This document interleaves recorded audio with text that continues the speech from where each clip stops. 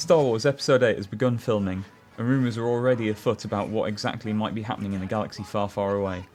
I'm Will Salmon for GamesRadar Plus. I'm joined today by Rich Edwards, editor of SFX magazine, and David Houghton, features editor of GamesRadar Plus, to discuss the 5 exciting fan theories about what might happen in Star Wars Episode 8. Number 1, Rey is Obi Wan's granddaughter. Yeah, you see, I'm no big fan of the idea that Luke is her father, because that's just too obvious for me. And especially given that, she was left on a desert world as a child. It's far too much on the nose. I think Obi-Wan, because did he really sit for 20 years in a cave after he kind of left Luke on Tatooine? He's been meditating on the Force. He'd have gone mad. He must have had some sort of life, And I think after the Jedi Order's fallen, and he himself has seen the rules that, like, how bad the rules of abstinence go with Anakin. Surely he's going to lighten up and kind of have a bit of a life. Also, the Star Wars movies are obsessed with family and lineage. Absolutely. It's all about the Skywalkers. Basically, you watch episodes 1 to 6 and everything happens because of the Skywalkers. And it would be surprising if this doesn't happen again. Okay, they've said the saga movies are about the Skywalkers and we have a young Skywalker in Kylo Ren. Yeah. But it just seems like Rey must be connected to it somehow. And if that's by Obi-Wan Kenobi, that seems about right. Yeah. I don't think she's just a random. No, she's definitely connected. And I think there was that thing that was revealed later on during the Force dream she has when she touches Luke's lightsaber for the first time. Like, both old and young Obi-Wan are in the sound mix there, speaking directly to her, which implies maybe some. He's aware of her wherever he is at the moment. Anyway, definitely. Could he be Aunt Beru or Uncle Owen's? Could she be a descendant of one of them? She certainly could be. Yeah.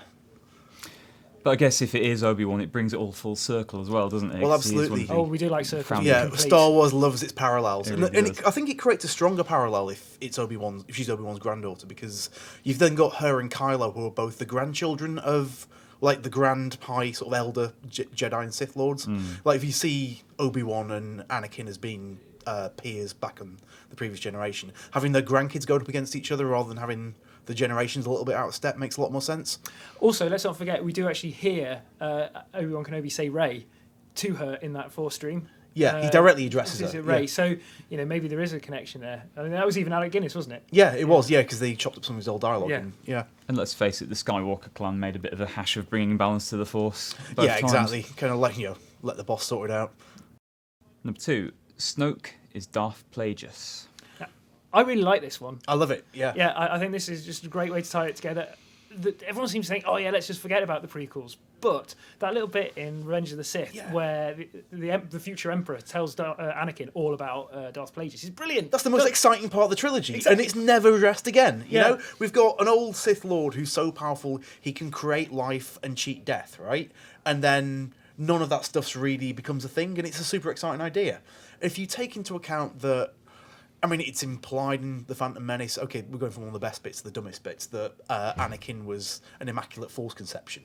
But if we then think that Plagueis can maybe create life through the Force, maybe Anakin was part of a long-term gambit to kind of create pretty much a pure Force Sith, which he effectively did in Anakin before it went wrong. Also, the First Order are effectively badder than the Empire. Yeah, they're horrible. They do things that even the Empire wouldn't have dared. And, you can assume that Darth Plagueis was probably a little bit nastier than Darth Sidious. Oh, absolutely, yeah. So maybe he's just sort of working off his apprentice's plan and making it sort of worse. Yeah, it's kind of like, I had this initial plan, it all went a bit wrong because, let's face it, Sidious killed me, but I can come back.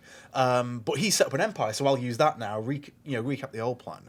But because if you consider that if the Anakin theory is true, Plagueis is basically responsible for the entire Skywalker line existing in the first place. And if, Rey and Kylo are definitely descendants of that, or related in some degree, it makes all the sense in the world that he'd come back and start screwing with it again. And it fits in with the escalation, doesn't it, of you've got Tarkin and Vader in the first one, and then you've got the Emperor in Empire Strikes Back and Jedi. How do you get worse than the Emperor? Well, you go back to the source. Yeah, the guy who created the Emperor. Yeah.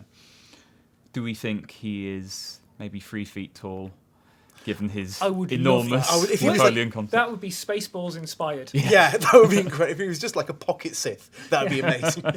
No, camera a bit lower. I want to look really big. Judge me not by my size. Well, that would make him evil Yoda, wouldn't it, as well? So. Parallels. Number 3, Rey is Snoke's daughter or granddaughter. Yeah, see, this is the other kind of evil flip side of the old Obi-Wan idea, which again I think has got some merit to it. If Snoke can create life, I mean, why would he not create a backup? And we know that Kylo's a bit wavery. I mean, we also know that Snoke seems to like a balance between light and dark side these days, so it'd make sense if he maybe kind of created Rey as a backup and then hid her somewhere so she could create a sense of goodness in life and then tried to pull her back in again. My question about this is, do we know that Snoke is human? No. I mean, his face is kind of obviously it's ambiguous, scarred, isn't it? and stuff, but is he an alien or is he human? I mean, that might affect whether he is Rey's father. The use of CGI would suggest that he's some sort of alien Yeah. creature, surely, because otherwise they'd just have gone practical effect. Yeah. I mean, it relies on the previous rumour, but if Snoke is Plagueis, then it's possible there wouldn't need to be any kind of actual genetic connection at all for her to at least be a kind of descendant of him. Yeah. Number 4. Luke has veered close to the dark side, and that's the real reason that he exiled himself. Now, this doesn't... the thing that I don't like about this is that it kind of negates the whole point of Return of the Jedi. Yeah. Luke then goes bad. But dramatically, it could be quite interesting. There's I'm kind of a little bit torn about this. Yeah, it's tricky. I think there's some cool things you could do with it narratively, like, say, if Luke's wavering strength in his own resolve is part of what allowed Kylo to be kind of turned to the dark side, and then he kind of went away to sort his stuff out. And you could have some nice little scenes where, with Rey though, now you could kind of subvert the old master and apprentice trope by having them kind of both learn a bit from each other as, she helps Luke kind of regain his confidence in himself. But ultimately, I mean, do we really want to see... Does anyone want to see Luke Skywalker gone bad? No. Well, it did happen briefly in the books, didn't it? Yeah, it did.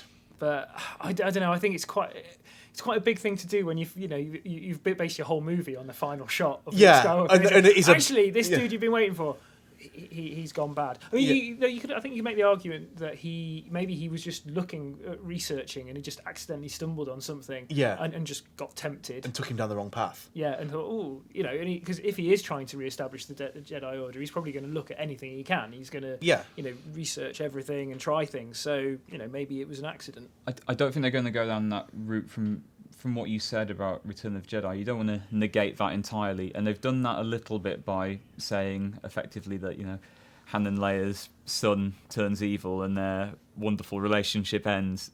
They've got to keep, they don't save the galaxy after all. They've got to keep some things intact. They've got to keep something sacred. Yeah. So I don't think they're going to go down that route. Yeah. Well, this is why I think it would be weird if you had a Darth Vader ghost or sort of Anakin. Yes, because exactly. There's rumors that Anakin and Darth Vader flipping between, and he is redeemed, and that is the whole point of Return of the Jedi, and arguably the whole 6 movies. Yeah. So to have him then suddenly go, actually, I'm a little bit bad, and I'm sort of influencing Kylo Ren now. I think you are actually starting to play with some movies that people quite like. Yeah. Number 5. Some of Luke's students from the Jedi Temple survived and are possibly the Knights of Ren. Yeah, I kind of like this because, I mean, it's been... I'm not sure, I can't remember if it was directly stated that they were slaughtered or if it was just implied. I don't think it's they're not implied they're killed. It's right. I think it's that they turned on. Right. He turned on his brothers, wasn't it? Yeah. And, parallels time again. It's definitely a big Star Wars thing to describe dark side turns as murders. I mean, because, Vader's whole backstory, Vader killed your father, So to say but do we not think that was just a hasty rewrite? It could have been, but again, hasty rewrites turn into canon, also a Star Wars thing. That's true. So yeah, I mean, it could be a thing that, it's been described as, like, they were killed by this rather than, Mm-hmm. You're always described as like being killed by the character you turn into as well, so it makes sense there. Yeah. I quite like the idea that it'd explain exactly why Snoke's so scared of Luke as well. Because if Luke came back on his own with no Jedi to retrain, then it's like, well, yeah, I'll take you down in 10 years when I've built a new order. But if there were, Jedi who could be reactivated, then that's a threat. I mean, the Knights of Ren have got to be important, though, haven't they? They've got to come into play. Oh, absolutely, yeah. And they've been teased as...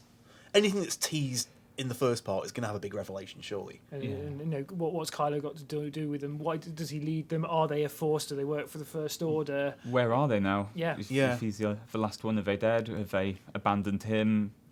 Yeah, they've got to come back. Maybe they just don't like him. I mean, maybe they're embarrassed to be near him. He's a bit of a whiner, to be fair. They've seen the Saturday Night Live sketch. Yeah, but I mean, it would make sense if he was brought over as Kylo Ren and was immediately put in charge of the Knights of Ren. It'd make sense if he had some connection with them. Otherwise, you've got Snoke going, "Hey guys, yeah, this guy's your boss now. Yeah. He's 18 and angry." I mean, there's got to be some stronger bond than that. I was wondering if it was like the Scouts. Just a youth organisation, junior first order. Yeah, galactic anti-scouts. Exactly. Just pushing old ladies into traffic. I got my force choke badge. I also stopped a laser beam today. Awesome. That is now my headcanon. Yeah. So there we have it. Just another 2 years or so to go until Star Wars Episode 8 is out, but at least we've got Rogue One before then. Until then, thank you, Dave. Thank you, Rich. Thank you. For the latest Star Wars news, head to GamesRadar.com. Thanks very much. Bye.